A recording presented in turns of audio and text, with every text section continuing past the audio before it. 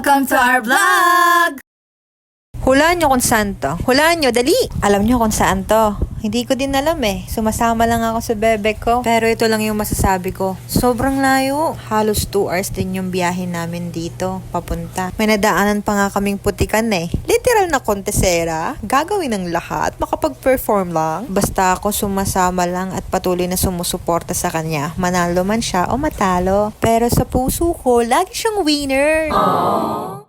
Partida, siya na ngayong kakanta sa stage. Siya pa yung nag-drive papunta pa uwi. Ayos! Pagkarating namin sa venue, agad na kami nag-prepare ng bebe ko. Ay, joke lang, nagpalista muna pala siya. Konting pakit lang namin after ko siyang make-upan. Simple lang yung makeup ko sa kanya kasi masisermon na niya ako pag pinakapal ko yan. Grabe naman ang kilikili, mas maputi pa ang kilikili sa mukha ko. At ito na nga, bunutan na. Ano kaya nabunot niya? Uy! Number 3! Hala, ka-cute naman. Partner, kilalanin na natin ang susunod na kalahok mula rin sa Angeles City, si Christine Kai Escanan. Bigyan po natin siya ng isang masigabong palakpakan.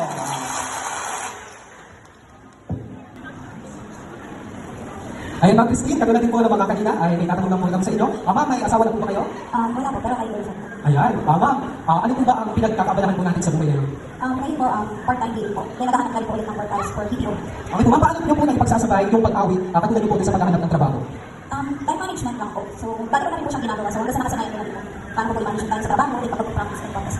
Ayan, sige po ma'am, maraming salamat po. Ayun po, wag na po natin patagalin. Atin na pong pakinggan ang ating pangatlong kalahok. Sabay-sabay po natin palakpakan Christine Kai Escano.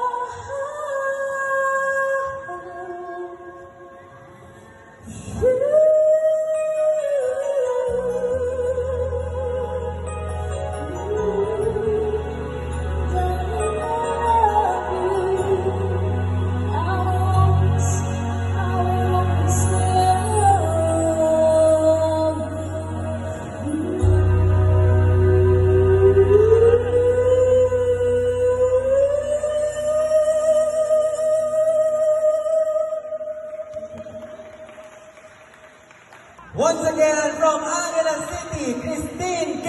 Escana. See you next vlog!